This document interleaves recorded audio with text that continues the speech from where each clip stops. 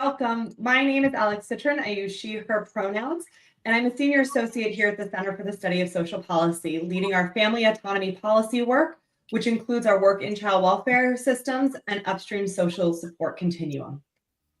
CSSP is a national organization that works to advance a racially, socially, and economically just society where all children and families can thrive. We do this by connecting our work in communities, systems, and with policymakers to develop and advance anti-racist solutions. Today, I'm thrilled to be facilitating this conversation between my colleague, Essie Hutchville from CSSP, Paul Smokowski from the North Carolina Youth Violence Prevention Center, Dana Kingfisher from All Nations Health Center in Montana, and Mel Mason from the Village Project in California. For all our children and families to thrive, they need to be safe, healthy, together in their communities. And for all parents, raising healthy children requires not only ensuring their material security and physical wellness, but also helping them understand the family and community they belong to, and to define and develop their own positive identities, including around their race, language, culture, and history. Though being a parent is immensely rewarding, even in the best of times, raising children brings a host of everyday stressors. The sleepless nights, the spells of illness, the sudden childcare cancellations. Parents need support from friends, families, and communities. And in times of crisis, the support is even more important. Yet to truly be supportive of children and their families, these resources should not simply be provided. They must reflect families' actual needs as they define them, support their existing strengths, and respect the diversity of families in the community. In practice, these principles mean recognizing that for families of color who navigate the stressors of historical and ongoing racism, services grounded in race and culture are more than just elements of healthy development, but also can serve to promote healing and as protective buffers against racism's harms, while those that ignore cultural context can do the opposite and exacerbate harm.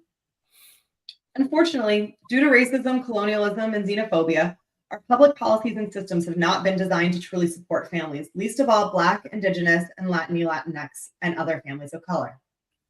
Ensuring child and family well-being requires a radically different anti-racist response and continuum of supports that center the voices of diverse children and families of color, are dignified and strength-based, and that are offered in spaces they trust. In today's conversation, we're going to hear about CSSP research, and we're going to hear specifically also from 3 community-based organizations about the importance of grounding services in cultural values, the barriers that community organizations face and that stand in the way of all families having the support they need. And as well, we're also going to hear about the restrictive evidence criteria that limit the availability of effective programs that can be responsive to communities of color, even as those communities are the most harmed by the status quo. We'll hear about state and federal funders and how their funding streams don't always recognize the true value of services developed by or for the communities being served. We'll hear a little bit about burdensome bureaucracy as well. But today isn't just about challenges. Today is also about identifying solutions. And we're going to hear from these providers and from our research about what those recommendations are. How do we navigate these challenges? Opportunities around defining evidence differently. And what do we want to share with policymakers to better serve children and families of color? Today, we're also excited to be releasing a paper that is where all this is coming from, right? Culture is healing.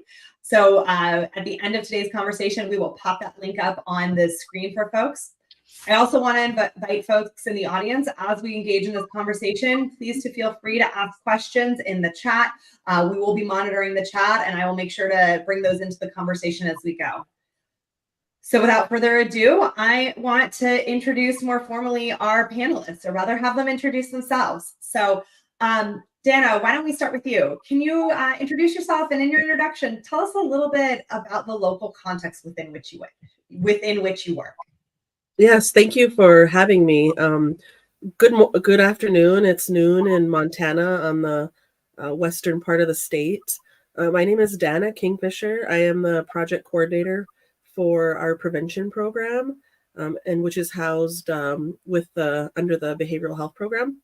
All Nations Health Center is mainly the main funding source is operating under a Title V program, which is health services for urban families.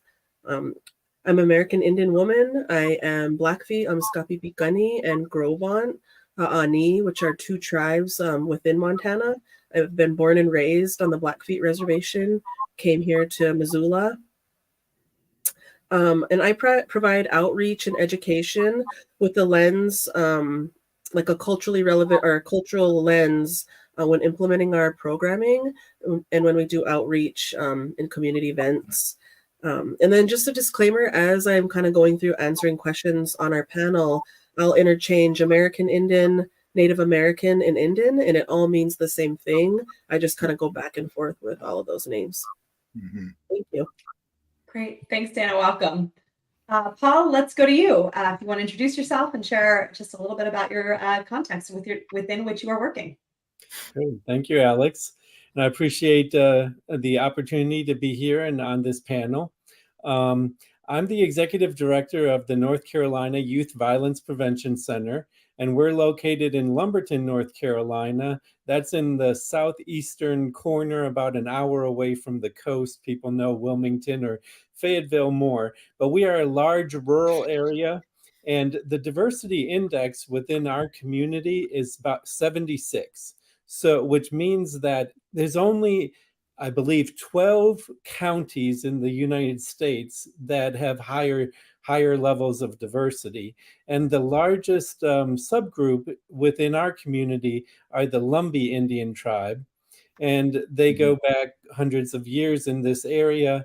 And it is a non-reservation, not federally recognized tribe. So that has some nuances for the community. However, it's a very strong cultural component that we bring and respect within all of our programming in the center. The center does universal programs for all of the community members, all stakeholders. And then we have special focus on high-risk youth. We have teen court to divert kids from the justice system. And we have parenting programs. And then for the most high risk, we have trauma-focused therapies that we do. Now, just one more thing about the context. Along with being diverse, it also is a very large rural area that is economically impoverished. So the median income, for example, is about $45,000 versus $77,000 for the United States. So many of our stakeholders are really dealing with a lot of adverse childhood experiences around socioeconomic disadvantage. Great. Thank you. Welcome, Paul. And Mel, let me turn it over to you to do a short introduction and overview of the context in which you're working. Good. Thank you. Thank you so much for putting this on, and thank you for inviting me. My name is Mel Mason. I'm an LCSW, a licensed clinical social worker, meaning licensed therapist. I have been a long time civil rights and human rights activist, and I've been around the world doing that work. And when it comes to the context that we've been working in, and the context that led up to us forming this agency called the Village Project, which was co-founded by, my wife Regina Mason, who was a social worker, and myself back in 2008. We had been fighting for many years for service equity, especially for the African American community, which here in Seaside used to be the largest Black community between the Bay Area and Los Angeles. That may not be the case anymore because of gentrification and out-migration, which are big issues for us now. When I grew up in this community, all you could see was Black people. Now it's a little, it's not rare, but we see that less now because of the population dwindle. So that's one of the things that we had to deal with as well. But the fact is that we knew that the lesser numbers that we had meant that we were less protected, and that our issues would compound even more because of that. I worked in mental health for a number of years. And one of my big advocations was, getting services to the African American as well as other communities of color, because they were being systematically left out by that. So in 2004, what gave us the impetus to form our agency was something called the Mental Health Services Act, which actually designated African Americans, the Latinx community, LGBTQ plus brothers and sisters, API, Asian Pacific Islanders, and our Native people as historically either unserved, underserved, or inappropriately served. And so we took that opportunity with the funding that came with the Mental Health Services Act, which we still had to fight for, to build our agency and come up with an agency that provided a multitude of services, even though we only originally were going to just do culturally focused and culturally affirming therapy.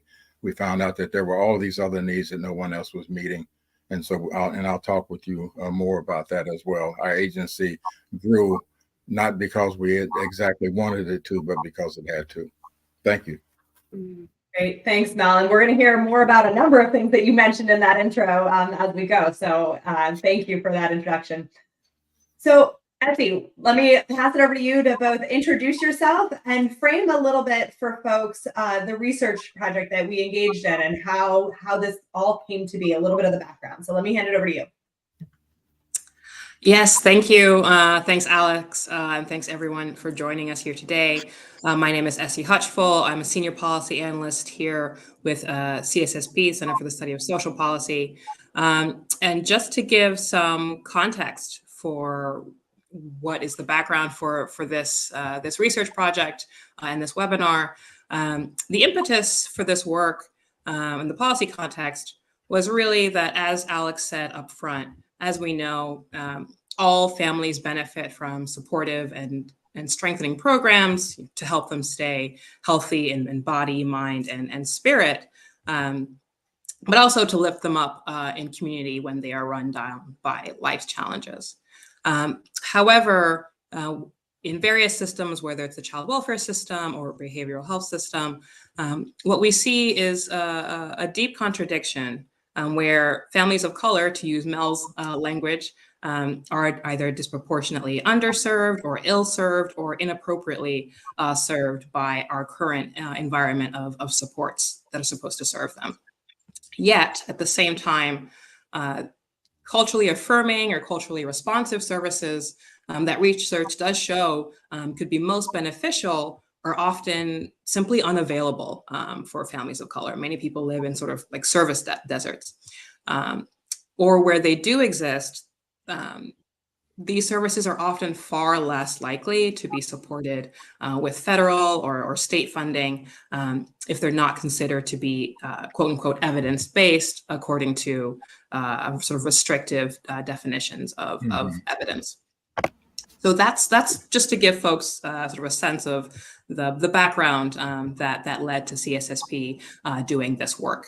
And this work was really, this research project was aimed to lift up the voices of community-based organizations across the country who are offering these culturally responsive services so that we could highlight their experiences and understand what barriers are they facing and what are potential ways to address these barriers. So just to give you a visual representation, if our wonderful communications team could throw up just the first slide that we have. I just want to give folks the ability to see kind of where we went, what we did. So this is a map that represents, each dot represents a program or an organization that we spoke to. As you can see, we conducted interviews with 24 organizations across 9 states. So rattle them off quickly: Arizona, California, Florida, Hawaii, Montana, New York, North Carolina, Oregon, and Washington State. And we primarily selected organizations that were offering services that are either designed by and with the communities of color that they serve, or that are delivered in a manner that's really consistent with the values and the self-identified needs of those communities. The communities in question representing Indigenous and Native American, Black, Latinx, Asian, Native Hawaiian, and multi-ethnic families.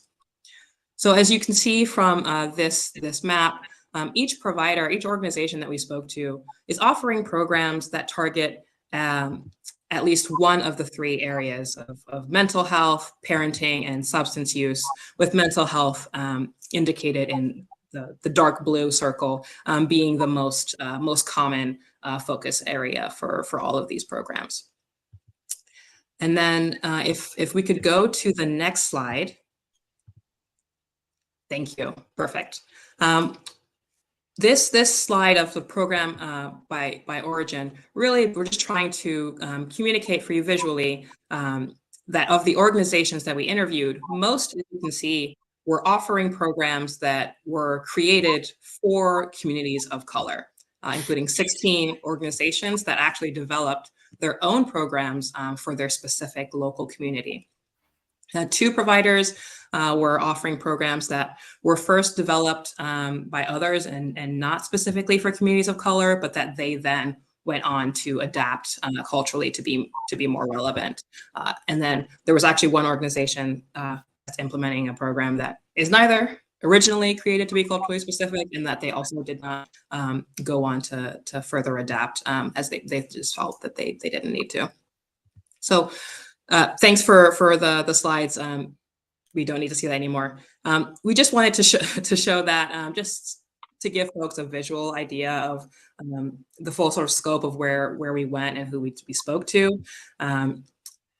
The takeaway is that overall, the providers that we interviewed really serve a range of communities in different contexts and with different needs, as you kind of heard up top, quickly highlighted. And I'm really excited for this conversation where we can talk about those different communities and the ways that our providers, including these 3 here, are really serving those communities. So thank you to Dana, Paul, and Mel. Thank you so much to all the other folks that agreed to speak with me, and of course the Annie Casey Foundation that supported this research. Thanks, Essie. And in the paper, there is an acknowledgement section where each of those organizations are named. So please, when you look at the paper, please make sure to read the acknowledgement section and note those organizations. We really appreciate their participation and their work here. So as Essie mentioned, right, there's this policy narrative right now, and this sense of things needing to be evidence-based. And I use air quotes because there's a very strict criteria that folks are using when they talk about evidence. And all the folks on this call and everyone we spoke to as part of this research project, they know their programs are working and that they are truly serving children and families of color in their community. Because of how those programs were both developed, the process that was used to develop them, the approach they took to develop them, but also the results that they're seeing and the evidence that they're building. So we're going to get to the evidence piece, and I want to start first with, given your local context and the needs of your community, how did you develop? What was the process you took to develop your programs to respond to those needs? Why is it important that we value and we ground services in the community? So Dana, I don't know if you want to go first, but I'll let whomever jump in. Yeah, thanks. In the city that we live in, it's Missoula. It's a city of about 110,000 people, and 5% are American Indian Alaska Native. And we are really like kind of front runners with the Hispanic community, but are the largest minority currently in Missoula. There is the state's incarceration rates are 20% of American Indian Alaska Natives, even though we only represent 7% of the population. So there's a huge disparity for our Indian people in the correctional system. Here in Missoula, there's the pre-release program that is housed under the county jail.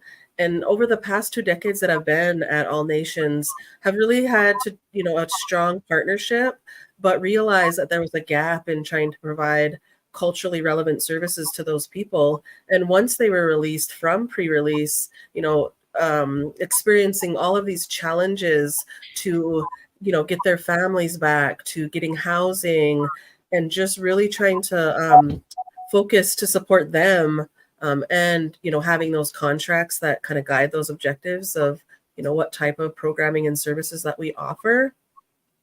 So we've just really been, working to integrate culturally relevant family-based programming, but understanding the complexity of, trauma, and really trying to achieve trauma-informed care, to not just the providers doing that, but the whole organization looking at this trauma-informed service. Mhm. Great. Thanks, Dana. Mel, would love your thoughts here. And, when we spoke earlier, we talked a little bit about racialized trauma. Can you talk a little bit around how important it is and the value of grounding services in community and in cultural values and race, ethnicity, thinking also about that trauma perspective? Okay. Thank you. Trauma, racialized trauma, and we'll discuss this a little bit more, is different than other traumas. For those of us who are African American in this work, and we often refer to it as a beast or a monster unto itself. Someone who doesn't know how to work with someone who has been racially traumatized, and you may use other strategies or other approaches, you can actually end up compounding the trauma if you don't really know how to work with that individual that's suffering from that particular type of trauma. And we can talk more about that later. Why is it important to ground services in the community? I think it kind of answers itself probably, the grounding. But I'll just give you an example. When we formed our agency, the first thing that we did was we had a focus group, because we knew that our county behavioral health system wanted to see, okay, this is a behavioral health system that has never interfaced with the African American community or communities of color, period, for all of its years of existence. So then when they saw that the Mental Health Services Act had passed, which also put a 1% tax on the multimillionaires that we have flying around out in California, which would create a new funding stream, then I think that our behavioral health bureau decided, well, the Mental Health Services Act passed. This money is going to happen. And so I think the first inclination on their part was to have any kind of services going to the African American community, especially, that it would be a part of behavioral health. It would be a behavioral health service. They never had a behavioral health service before, so it was real interesting that now they wanted one. What we did was we put together a focus group in different parts of the county where Black people live, and we invited behavioral health there. And to show you, when we talk about culturally affirming and so-called cultural competence, they had the nerve to call me and others and say that these are the people that we would like to have at the focus group from your community. They're going to tell us who to have from our community. And I said, well, to myself, many of these people that you just mentioned probably need mental health services themselves. We are going to bring in people that we know who are grassroots folks who represent our community in the grassroots real kind of way. So when we had the focus group, we invited behavioral health there. And what I told them was, you can bring a couple of things with you. That is a thick skin and a lot of butcher paper, because you got some Black folks that have some things to talk to you about, about their feelings about, behavioral health and how they've been treated whenever they've had the opportunity to be a part of that. So out of that meeting came an idea for an agency, not to be a part of or a service of the Behavioral Health Bureau, but to have its own independent agency, which would be funded in large part by the behavioral health system in our area. But grounding this idea, in the community meant that the community members owned that agency. And that's been important. And people to this day, we're almost 16 years old, people still feel like that this is their agency. They own this agency. And so all of our programs that come out of our agency come out with the input from those folks who really feel like they own the agency. Well, I really appreciate that, and really appreciate you highlighting the importance of not just the program being grounded in the community, but who delivers that program and the amount of trust and really truly being embedded in the community and what that means. I want to get back to that. But first, Paul, you all have taken a slightly different approach in terms of thinking about adaptation for some of the programs that you're providing. Can you talk a little bit about the approach that you've taken to adaptation? Sure, absolutely. I think the large picture is that we often have to use evidence-based programming practices. However, what we try and do is have that be a foundation that then we build off of to make it make those more responsive to community needs, more tailored to our populations that we're working with. Let me give you just an example. In the early 2000s, North Carolina led the nation in immigrant families moving in. And the state really didn't know very much about how to deal with this influx. We got a grant, a colleague and I, Martika Bacallao, to create, to work with the Mexican immigrant families in North Carolina that were coming in. And so we went to the research, and the evidence-based practices, what little was there was around bicultural skills training. And the focus was with helping the families become more acculturated.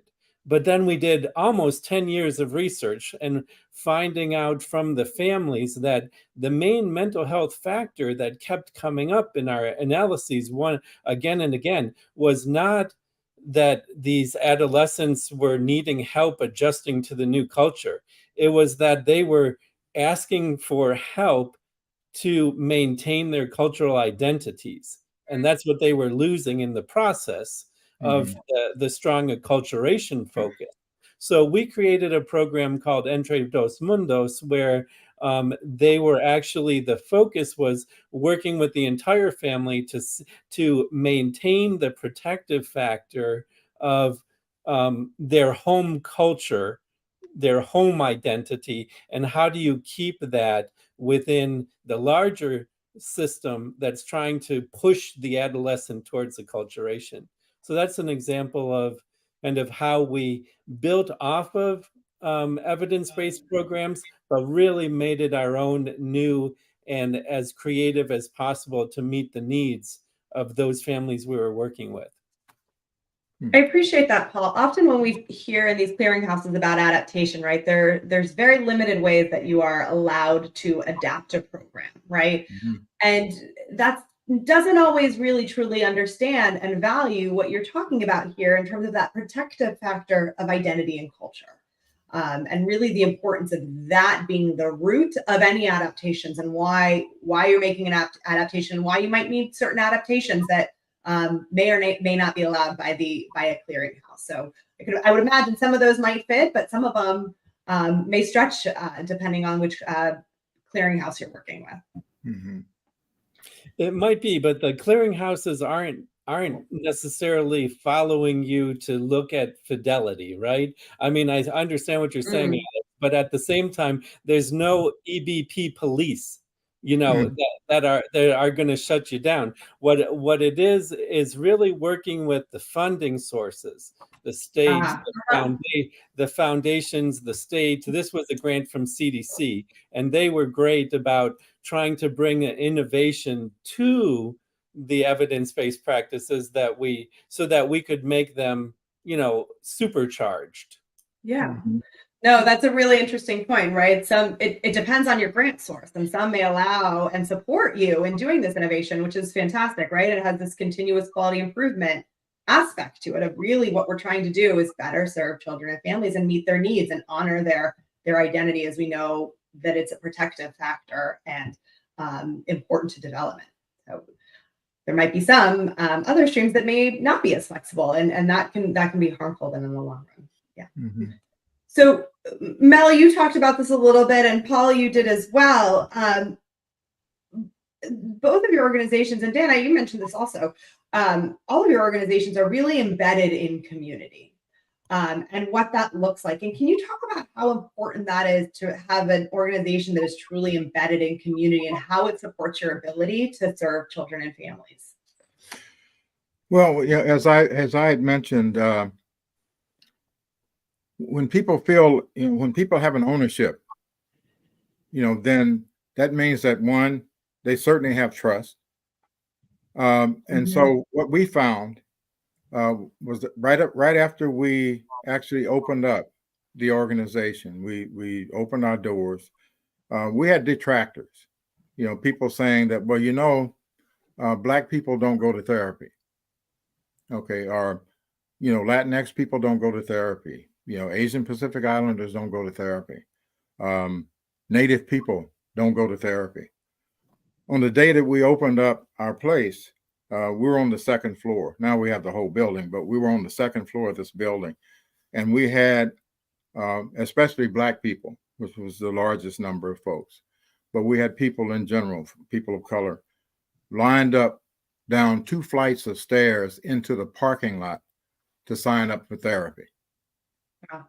Because they felt that this was as more than one person told us, this is like home. It feels like home here.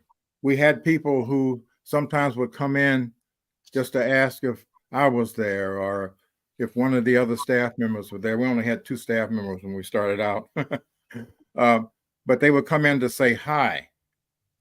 And it was a little bit more than that. They were coming in because this was their place. And whatever they were going through, whether they signed up for therapy or not, or they just wanted to come by, everything was therapeutic for them.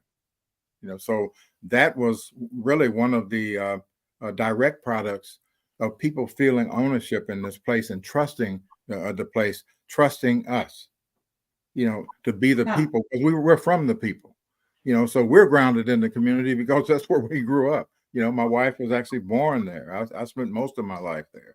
And so it's real important for that community grounding to happen. I'll give you one example. I know I'm probably talking too long, but an example of what not to do. Our county behavioral health decided that they would go in the southernmost county, part of our county, Monterey County, which is the most impoverished part of the county. A lot of farm workers live there. Many low-income Latinx brothers and sisters live there. Places like King City, some places you may be familiar with, others not. They decided that these folks needed mental health services. So they put together a program, put it in a building, and then they were wondering 2 and 3 years later why nobody ever came. Even though they hired, they hired practitioners who were Latinx. Those practitioners were fluent in Spanish. But at the end of the day, at 5 o'clock, they got in their cars and they drove 100 miles away from King City, 100 miles away from Gonzales, these other places that they had set up these facilities. And then they couldn't understand why nobody came. Mm-hmm. Well, that was like dropping some foreign object out of the sky, into those communities. And so those people passed by there every day and just looked at it in wonder and kept going. So that's an example of not being grounded. And then they decided that they wanted to put together $150,000 publicity or advertising campaign. And what we told them was, give us the $150,000 and we'll show you, how to get folks into the place. Yeah. It takes more than just having practitioners who look like the people who live in those communities. It's more than just having practitioners who can speak the same language and, have the same color skin, etc. But it's where those practitioners come from. They don't come from that place. They didn't even have a receptionist that came from the community. Everybody came from some place that they were going to drive back to, at the end of the day. So having this community grounding is just really, really incredibly important. We never had that problem, but they had that problem there. But the other thing for us was that along with us, other community organizations, community-based organizations that weren't very big, were being shorted money that we could have used to further carry out our programs in places where we were grounded. Dana and Paul, I see you both nodding as Mel is talking. Anything you all would like to add about this, about communities and the trust in terms of your organizations?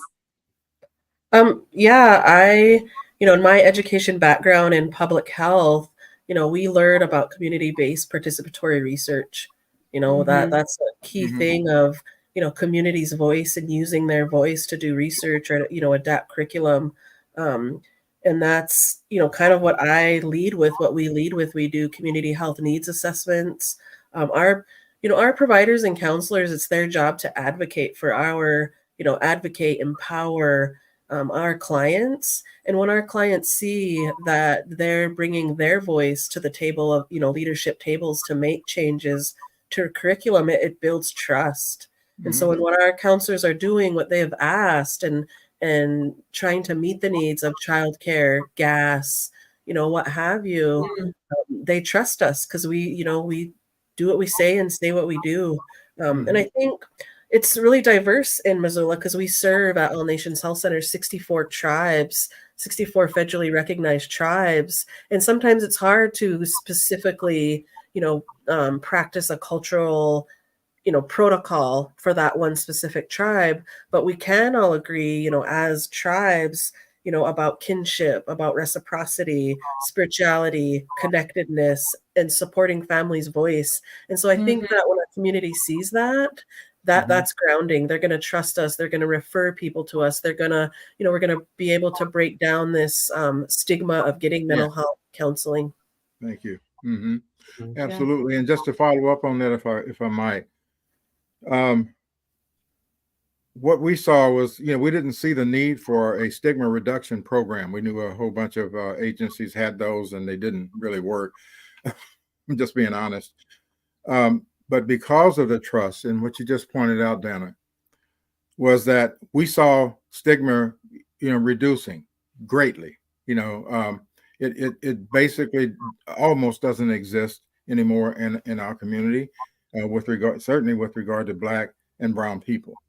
And so we started out by calling our clients warriors, because if they weren't warriors, they still wouldn't be around. So we start out from the strength perspective with them. And people would go back and become ambassadors to the rest of the community. They would go back to their families and say, hey, I'm going, I had one person I knew well, and he went back and told some of his friends, hey, I'm getting therapy down at Mel's place. And you need to get there. You're crazier than I am. So you need to go down there as well. Or we would meet people. We have a post office that's right next door to our office. And I've done it, gone out sometimes, and somebody will pull up and say, hey, Mel, I forgot my appointment date. I said, okay, well, you need to go to the office. Well, they knew everybody that was out there listening to them knew what they were saying and where it was that they were going. So that was, and there were times past, of course, nobody would ever admit that they were going to therapy or they didn't want to come. Many people told us, I never dreamed I'd be doing therapy, but boy, this is really good. This is really helpful, et cetera. So we saw the stigma, being erased greatly. But again, it goes back to being grounded in the community and the community trust. Yeah, we've seen that too. And I think that one point that Mel made earlier, I would really agree with, which is that if it's not grounded in the community, you really run the risk of your program dying from neglect, because, and I mean that it'll just be ignored. So we try and do all these things to be and I came on as 12 years ago, as I was living 2 hours away. I was a university professor, and we did try and come in and do needs assessments and had a large grant, but there was a lot of mistrust, and understandably so, because this community had been over researched in the past, right? And nothing had come of it. So you have to, if you're bringing resources, you have to stay there and make sure that it's followed through. And I actually, it's interesting, I think, because we had to choose what was going to go into this multi-component intervention package. And the CDC, who was funding it, of course, wanted evidence-based programs. The community had programs that they liked, that they had seen worked in the past for them. And I was in between trying to negotiate, well, how can we make this package both responsive to the research and responsive to the community? And just to make that very short, the most sustainable intervention was, guess, the one that the community brought to the table. Yes, absolutely. Absolutely. Well, and I love how you all are talking about different ways of showing evidence that your program is working, right? And that you're supporting the community as well, right? A line out the door. That's evidence.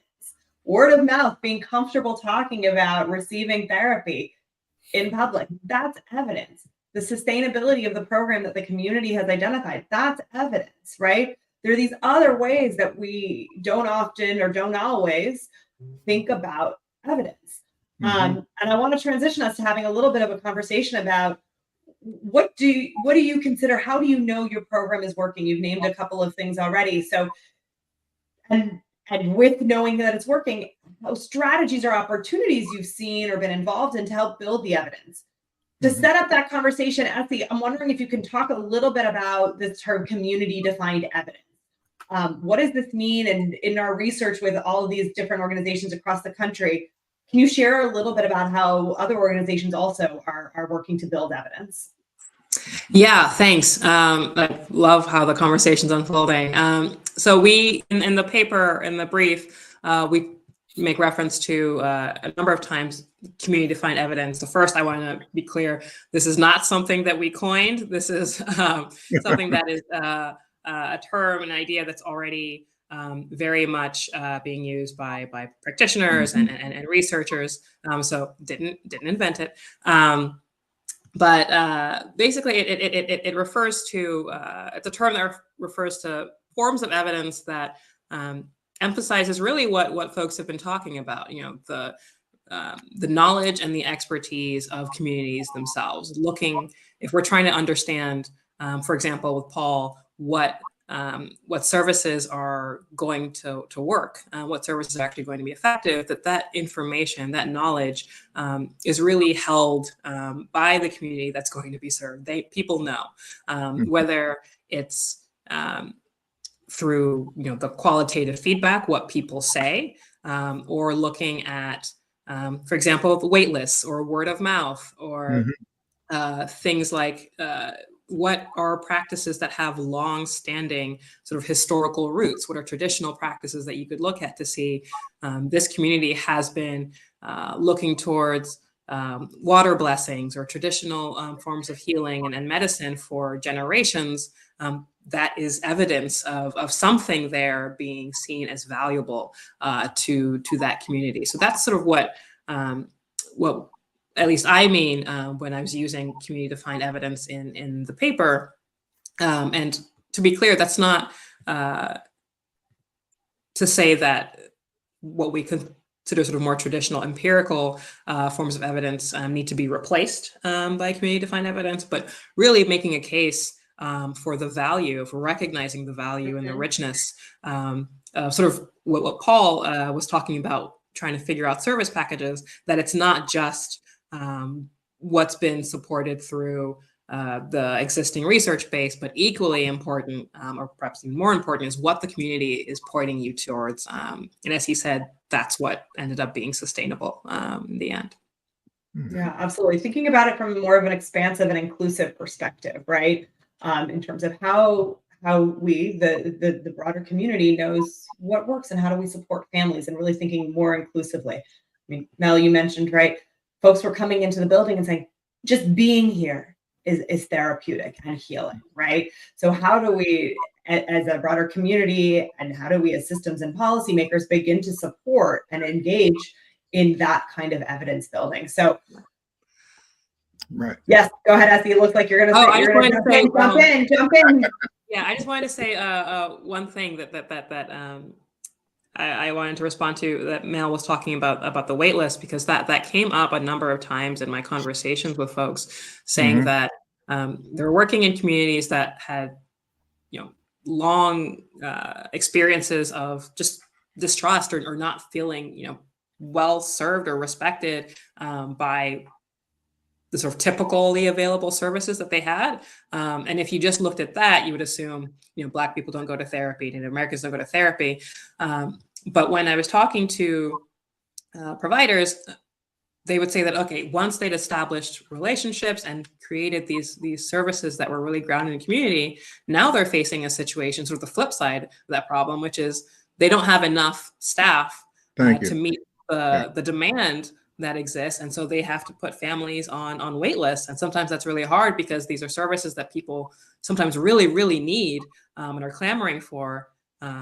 But they just don't have the staff, because maybe the funder didn't assume that there would need to be that much demand. And so, but yeah, I just wanted to speak to that. That was pervasive. Yeah, sure. That's really helpful. And I think that financing piece is really important here too, right? Whether there's not enough financing to support the program, the grant might not be big enough to meet the need. The financing stream may not be expansive enough or inclusive enough. So I appreciate you highlighting those 2 points. So what I was curious about, to circle back to, is, how do each of you in your organizations, how do you have evidence that your program is working? And what strategies or opportunities have you seen to build evidence? And Dana, it looked like you were trying to jump in, so let me go to you. How we kind of evaluate that is, through both qualitative, feedback surveys, quantitative, the amount of people that are participating. Just an example, we implemented a Montana tribal language series last week, and 40 people showed up, to participate in 3 different types of Indigenous languages. But really leading with the acknowledgement of who lives on this territory, the Bitterroot, Salis, and Kalispay and Kootenai people. And so we always reach to that tribe. We always lead with inviting those elders to the table, bringing their cultural values, and then who's ever represented in the community, and always bringing culture into our programming, starting with a prayer, acknowledging the people that were at their ancestral homelands. But I think really is the amount of people that are coming, and then beyond that, because we implement a lot of curriculum with youth and families, but they're going beyond just going to the evening session and having a meal and, learning. Is they're signing up for services. They're going to our medical clinic. They're going to our behavioral health office. And just by the numbers is kind of really what shows us that it's successful. Right. Yeah, they're building connections to other aspects of the organization, other resources you have available. That's amazing. Right. And for us, as I think I mentioned at the outset, all we planned to do was therapy. That was it. But the evidence that people, certainly trusted us and trusted, the agency, they also began to entrust us to do programs and services that met other needs that just therapy alone was not going to meet. We found out that, our Black and brown youngsters, and even to this day, vast numbers are not reading at grade level. So we had youngsters who were about to be expelled, because that was another big issue, especially for Black and brown males. And so when we first opened up, we had to go and stop expulsions of these youngsters who were doing some of the same things that white youngsters were doing. The white youngsters would get detention, and they would get expelled from the school district. So we had to step in and do that. But then we also found out about the reading disparities, learning disparities, et cetera. And so we ended up, long story short, because we had a nationally acclaimed educator, a retired educator on our board, who was really pushing for us to do something else. We ended up with an after-school academy that became an award-winning academy. because people trusted that if we're doing this kind of work with therapy, we're going to do good in everything else that we do as well. And then we went from there to we have a we have a inmate returning program. So we have a prison the prison release program.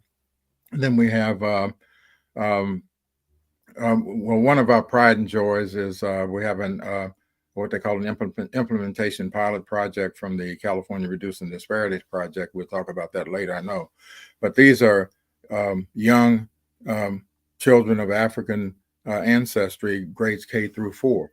And our contention is that once they learn the true history of their heritage and history, that their minds will be strengthened to the point where they will be way less likely than anybody to ever have any kind of mental health issue that would become severe, serious, and disabling. And that's already being proved. We're now in our 7th year with that program. It is funded by the state. We had to go through a horrendous amount of work to get that funding, as did 34 of our other sister agencies as well. But again, we had the big support from the community, in getting this particular project going. So all of our other projects, and there are many, some I didn't mention because I don't want to use up everybody's time. But again, it comes down to a different way of evaluating, a different way of saying this is how we know these programs work, because we have different programs. But a lot of it is just about the response from the community, the ongoing support from the community. We had funding fights with our county. Our community turned out at Board of Supervisors meetings and stuff and loaded the place up and said, this is a place that needs funding. I don't understand why you're not doing what you're supposed to do, but we're here to make sure that you do what you're supposed to do. If that's not evidence that something's working, then, I don't know what is. So. Paul, you were going to jump in. Yeah, what I'd like to say is we do the traditional evaluations. We do satisfaction surveys after workshops. We do pre and post testing with therapy. Actually got some recent very nice results from that. But one thing that I'm seeing is our funders, and these are federal agencies, they're asking more and more for success stories. I have to report they want to know, what is there anything innovative that you're doing that we should highlight for the field? So there is, I think, an evolution in the thinking of what is evidence, but also what can we use out of this implementation process and experience. We've done randomized trials. They're really hard to do, but the thing is that doesn't bring more people in the door to serve. Yeah. Now, on the other side, I also do want to make one last comment, because once you have that embeddedness in the community, then I've had our district court judge come to my staff say, we don't have anything for these kids who are in really higher level felony court. What can we do for diversion? And then I'm in a different role of being the ambassador to going to Crime Solutions or other archives and telling my community, hey, this is what's worked in Oakland. Maybe there's pieces that we can do here. So it's this dynamic circuit back and forth, and sometimes I'm a conduit of information. Mm-hmm. That sort of, sorry. Dana, you want to jump in first, and then I can go back to Paul? No, I just put it on mute because my dog snores. Oh, good. Love that. We love a good dog participation. So Paul, I was going to go to, so you were talking about sort of being this conduit in between and going back and forth. And earlier you had mentioned, sitting between one of your federal funders and the community in trying to navigate and negotiate sort of the internal and external context to identify the right programs. Can you talk a little bit about that process and the conversations of identifying sort of what evidence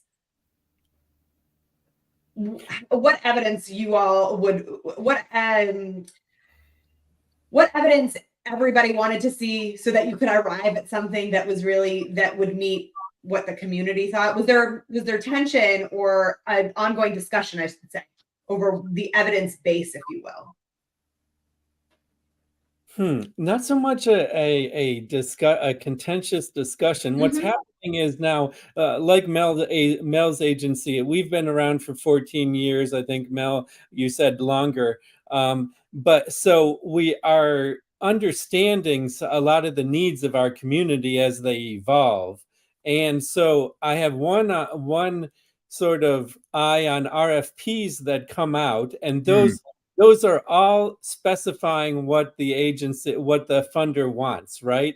And then I kind of know what are the needs in my community, and I look for a match.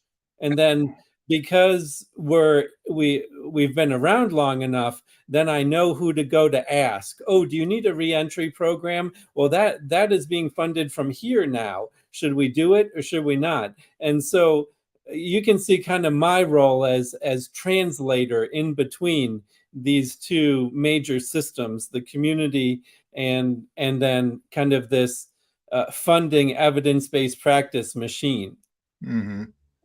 I appreciate it. So you're the matching. So sometimes there probably are things where you say, we're not going to meet that, so we're not going to go after it. But this one looks like there's a support. There's a match here.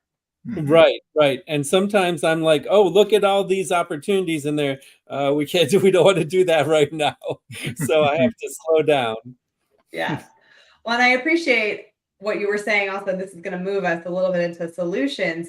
Or I'm going to hold on the solutions. I have two more questions here, but just foreshadowing a little bit, hearing that some of your funders are interested in those success stories and sort of qualitative data and innovations.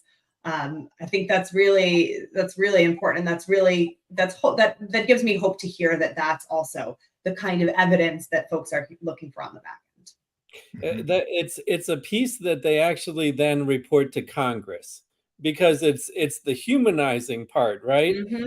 It grabs it feeds into our emotions of what is the impact of this program, not just in terms of numbers and standard deviations, but in terms of the human element of what's changed in this context. Yeah. So, Effie, I want to hear from you a little bit, from Mel.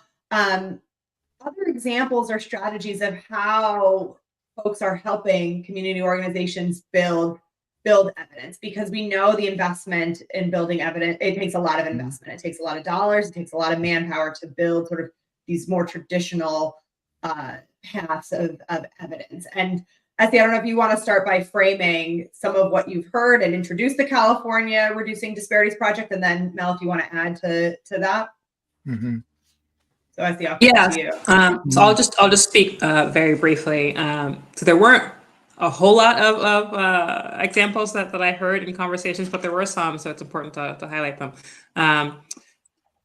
Generally speaking, what I did here was helpful because it's costly and expensive to build evidence sort of the traditional empirical way through RCTs and such, that flexible funders who maybe they have certain requirements to make sure that you are indeed serving the community, and it is indeed in mental health or parenting or whatever it is you said you were going to do, but that otherwise sort of show trust and take a step back and allow folks to have more flexible funding, whether that's going to be just for putting on the service, or also freeing up the opportunity for folks to start to form their own sort of research projects around what works. Basically, just that sort of flexibility and trust was very helpful. And then I'll let Mel talk about the California Reducing Disparities Project, which is, I'll just say before I turn it to him, which is an example of one initiative that really did put more investment and opportunity for the development of new ways of thinking of new kinds of programs. But I will never describe it as well as Mel will. So let me just send it over. Well, we've lived through it. Hopefully, I can describe what we've lived through and with.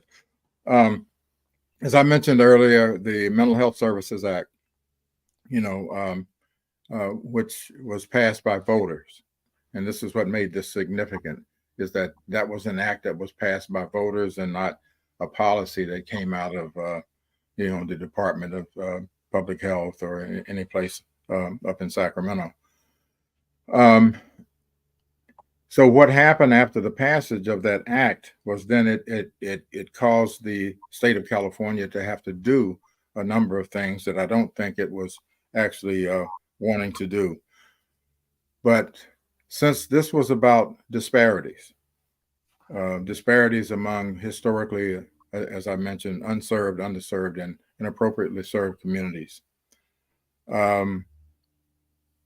there was then the impetus, if not the mandate, to bring forces together that could be effectively used to begin the process of reducing and hopefully at some point in time, ending disparities with regard to mental health and healthcare in general, in the state of California.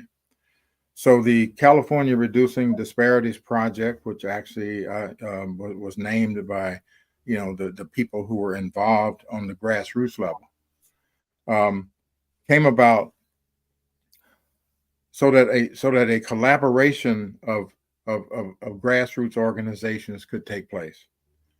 Grassroots organizations who knew what was going on or what wasn't going on in their communities in terms of mental health care, other health care, and would be able to bring that to a statewide forum. So, and with the focus again being on the African American, Asian, Pacific Islander, Latinos, or Latinx communities, and our LGBTQ plus sisters and brothers. What came out of that effort was what we call hubs.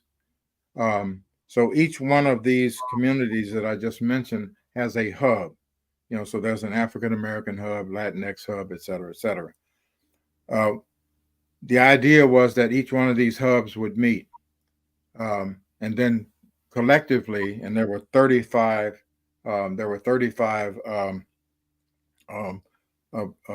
projects that were going to be hopefully funded by the state of California to carry out community-specific work. The problem that existed for us was the RFP process, and I know that Paul, you had talked about this. We were informed by the state that yes, there was $63 million of money out there that they wanted to put into communities to deal with disparities. $63 million is not a whole lot of money. I think it sounded like a lot of money when you just say it. But we had 35 organizations that we ended up with, or 35 projects that we ended up with that needed to be funding. So that money had to be split between those projects that came from those different organizations. So these agencies, and I can tell you the experience that we had, meaning my wife and myself, in actually doing the RFP. They said, we understand that these are grassroots organizations, so the RFPs, for the state, which is horrendous, are going to be honed down, so that it won't be so daunting for these grassroots organizations. So when we got the RFP, it was the same RFP that the state used for the huge organizations, and we were kind of stuck with that.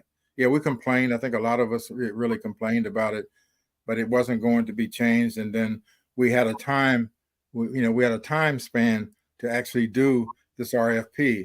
And I'll tell you that my wife and I, after working down at the Village Project and then coming home, we would go to bed sometimes at 4 or 5 o'clock in the morning. And we actually had some organizations that just dropped out altogether, which to me was really, really bad. We decided to stay with it because we had an idea of a program that we wanted to make sure we were able to get started. That wasn't going to be funded by anybody that we knew of except the state. And so we stayed up on the day that the deadline for that RFP to be turned in was a date that we kept in mind, and we were all the way up on top of that date. My wife and I went to Sacramento and got a hotel down from the Department of Public Health because the next day was the deadline. And it was myself and one other person standing at the door of the California Department of Public Health with our big boxes of stuff from the RFP. And that's how we got it in. And then we waited an inordinate amount of time for the funding to be approved. We've been doing this now for 7 years with our Eminata program, which means Warriors Camp in Maasai. We actually had the Maasai come and visit our children. But this program took off and it's been going, we're into our 7th year now. But for me, and then the contracting was another issue. It was much more involved than we were told it was going to be. So it was almost as if the state was saying, okay, MHSA passed. Now you guys are doing this. This is basically how we're going to get you. And we were able to go out. We hired a person to be our local evaluator. The system set up statewide evaluations and stuff because people were pushing for that. The system didn't do that on its own, out of art. And so what we have now been able to determine as a result of having evaluators, we have evaluators down at Loyola Marymount University. And then we also have our own local evaluators. So you have this data collection, and data observation, and all of that happening on 2 different levels. Yes. What they showed was that for every $1 spent, on one of these CRDP projects, it was saving the state $5. So if you multiply, and I think that's one of the. Sorry, go ahead. Oh no, go ahead. No, I was just going to say, and I think that's you're bringing up an important piece here of the California Racial Disparities Project. It wasn't just about funding the programs in community, but it also was about doing the evaluation side, because so often there's funding streams that either expect you to find other dollars to do the evaluation, or there's not enough to do the service and the evaluation. So that I think that's another really unique thing here about how this funding stream was structured. It really, as you said, you had evaluation at 2 levels to help build the evidence for the program as you were building. Yeah, absolutely. And then also there's the, how well are these programs doing? The evaluations. And what we showed is that when our children came into the program, where they were at then, and where they were at after 5 years. Now, this program was, the state said, we'll fund it for 5 years and then it'll be over. And this was our problem. You didn't say that about evidence-based practices, but now you're going to say this about community-defined evidence practices, that we have a time limit. There's no time limit on the evidence-based practices. But for those programs that work, and we know that they work, because they're culturally based, healing projects, they're intergenerational, we're able to learn about, what are the rituals and the customs, that have been so integral to healing in these communities. We use all of those. Use all of those in our Eminata project. The 34 other projects throughout the state have used all of their various, healing strategies coming from history and from the ancestors. They work, but it's almost as if there was an attempt to make sure that these programs were maybe looked at in a novel kind of way and not placed on the same level as as evidence-based practices. You know, community-defined evidence practice, I think it says it all. These are the things that work for the people who are in those communities and have a historical, you know, they have historical evidence, you know, that this has worked. But that seems to be something that we have to continue to fight for, you know, so. I appreciate some of the challenges that you named in terms of working with the state, in terms of contracting around RFPs, right? Smaller organizations and having the staff to respond to those kind of RFPs. That's a huge challenge. The challenge around that lack of trust, right? We all want to be accountable and good stewards of public dollars, but oftentimes we see that sentiment is often undergirds the trust between funders and community-based organizations. So needing to really understand that, unpack that, and address that in a different way. There's the bureaucracy that you talked about, and that I know that Dana and Paul also have experienced in terms of the RFP and contracting perspective. Essie, I know that there are two examples that just get me every time from the research. Wondering if you can share those two examples, and then I'd like to move us to what do we do about this, all these challenges. So Essie, let me hand it to you for those examples. Yeah, I'll be pretty brief. The sort of root of both of these examples that I'm going to talk about are these bureaucratic hurdles, particularly through lots of paperwork, whether it's through the RFP or even during, once you've already been approved, you have your contract, you're providing services, and there's just so much paperwork and reporting requirements you have to deal with that creates a backlog, because you need your sort of contract monitor at the state agency to approve all of those things. And it leads to reimbursement delays. So folks who have provided the services, organizations that have provided the services, and then they have to wait months and sometimes years in order to be paid for what they did. And two examples that were just really, when I was talking on the phone, I'm like, can you just say that again? One was a provider who experienced months-long delays in getting reimbursed, and eventually just needed to pay their staff, and so they took out a private loan. And I can't remember off the top of my head how many years ago it was that they did this, but to this day, they're still paying down that loan. They're still paying the interest on that loan that they had to take out, simply because of this bureaucratic administrative hurdle that they should have never been in that situation to begin with.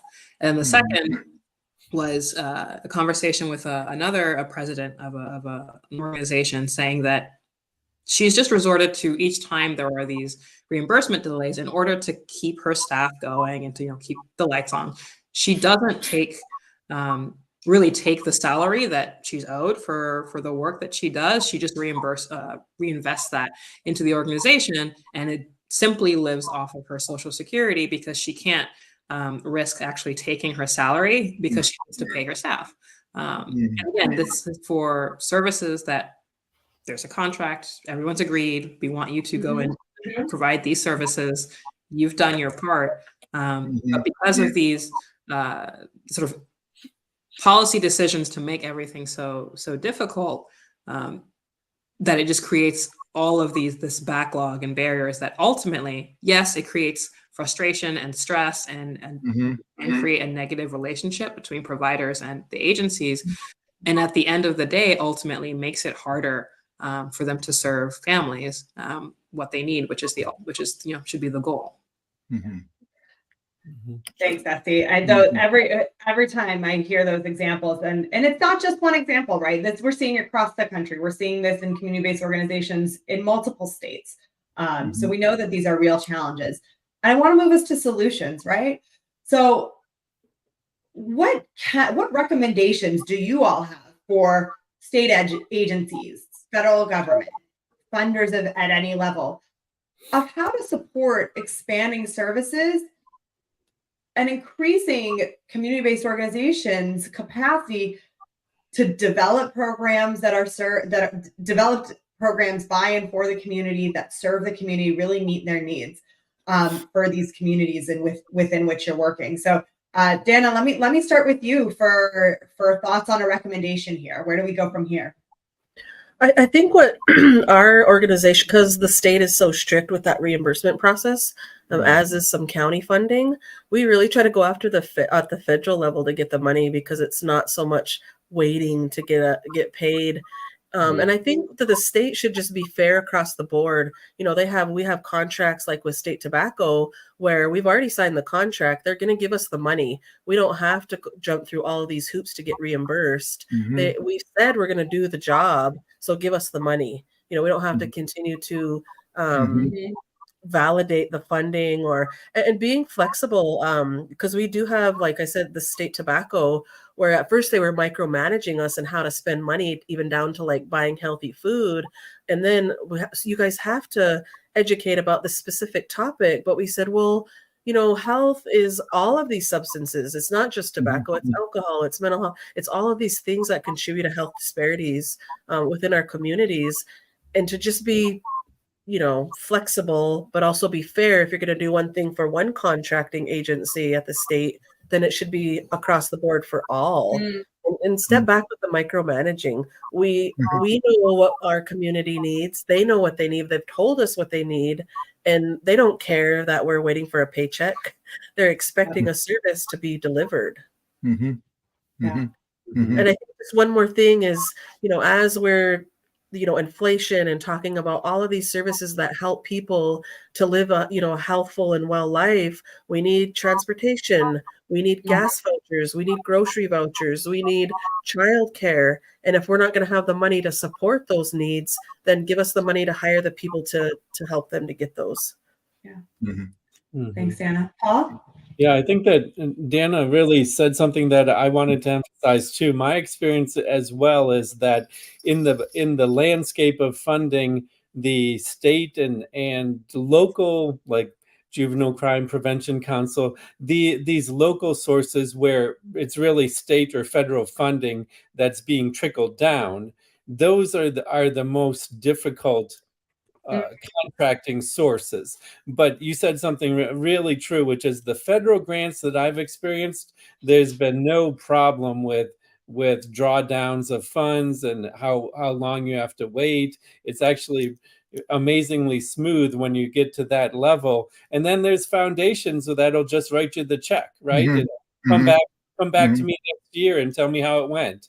So, you know, it really is nuanced. And I have had collaborators, other organizations that are like, we can't deal with the burden. We're just not even going to write those grants. And I try and help them along to see how I can reduce some of that or increase their capacity. And that is, I guess, to answer your question, Alex, my recommendation for funders would be, there is this model coming out of funding mentoring organizations. So funding organizations that will help increase capacity for other organizations. So MELS has been around for 17 years.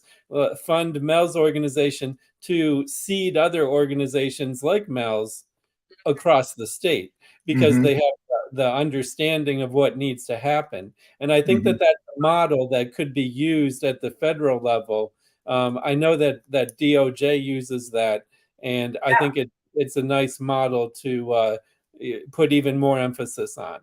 There's no reason a state with some of their general dollars couldn't do something like that as well. We're working in a state right now that is really exploring different options. And one thing that they've done they've both reduced their RFP process for small organizations, but they're also taking their staff to support community-based organizations in terms of meeting requirements that maybe they don't have the flexibility around. So they're deploying state FTE, state employees to help with the data collection, the QA, and service sort of in that mentoring role. But I love the idea also of having community-based organizations be able to do that as well, and both build their own capacity as coaches, supporting the rest of the organizations in their community, and navigating some of those relationships and working in that way. So Mel, let me hand it to you for one recommendation, and then we've got a couple questions in the chat that I want to get to. Okay. I think that, one is that we were, at the end of 5 years, we launched a campaign, meaning the California Reducing Disparities, our team, the 35 organizations that I talked to you about. And we went on a campaign because they were basically hell-bent on ending our program, even though all of our programs had been so successful, and they even acknowledged that. So we fought. And I think that that's something that we are going to have to orient ourselves to, is that we're going to have to fight. And one of the solutions is I think we've set a great example in California with our collaboration with our 35 organizations. We have we have at least 2 meetings a year where we have all 35 groups. We went on a campaign in Sacramento, and they ended up doing something that they didn't want to do, which was to give us a 4-year extension. So we're in our 7th year now, but our plan is for this to be permanent. And so we're going to continue to struggle. We're going to continue to put this in the face of legislators and everyone else that has any kind of power and authority within this realm, because we want to have community-defined evidence practices at least placed on the same level as evidence-based practices, and not have to go through some kind of renewal process like we're the Voting Rights Act. That we that we actually have now become a standard.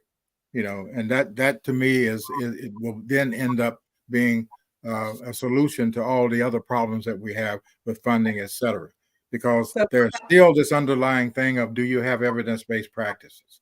And we need to get rid of that. We're going to have to struggle to get rid of that. I think that's going to be a big solution. I also think that, and we talk about clearinghouses, but there should be public clearinghouses of all of these approaches that people could pull from. It's almost like a library. And then also with that comes either training or monies to get training to be able to do these various things. I train therapists. That's one of my responsibilities, or had been. And I trained them in how to do evidence-based practices, and I also trained them in how to do community-defined evidence practices, so that way they're well-rounded. Nobody can say, well, this works and that doesn't, because they have an understanding and an idea because they've been trained in all of these things. My goal, obviously, and our goal is for people to say evidence-based practices, okay, that's okay for some people, maybe. But community-defined evidence practice is really what is needed for our people, and it needs to be acknowledged, it needs to be honored, it needs to be placed on the same level of EBPs, and also that they're permanent. And I think that's what we have to work toward. Thank you, Al. I think you said it better than I could have, certainly in any sort of summary, right? In terms of valuing community-based, community-defined evidence. It's not just tipping your hat and saying that's a great thing, but it's how do you value it in terms of policies, financing structures, contracting, et cetera. So I want to, we have a couple questions. I know that we're in our last 7 minutes or so here, but one question for the panel that I want to ask for folks is how folks are navigating any pushback in locations that are facing dismantling, or where they won't fund anything that's deemed to be, diversity, equity, inclusion, and belonging. How do you make the argument for your types of programs and for investments in your programs in those kinds of settings?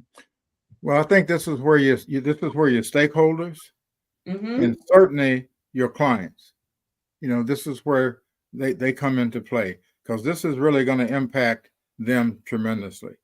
And so, and just as I had mentioned earlier, where we had some funding issues with our county, and the Board of Supervisors was loaded up with stakeholders, supporters, and clients. That made a tremendous difference. And so I think that's something that we're going to have to continue to do, at least for right now, is to have that kind of organized effort to make sure that our programs, are going to be taken care of. When they talk about they don't have enough money to fund to fund you. But then you find out that they're funding other things that have nothing to do with the community. Then you got money to fund us. We have to make them get their priorities straight. And the way that we do that is through organization and struggle. Paul and Dan, anything that you would add?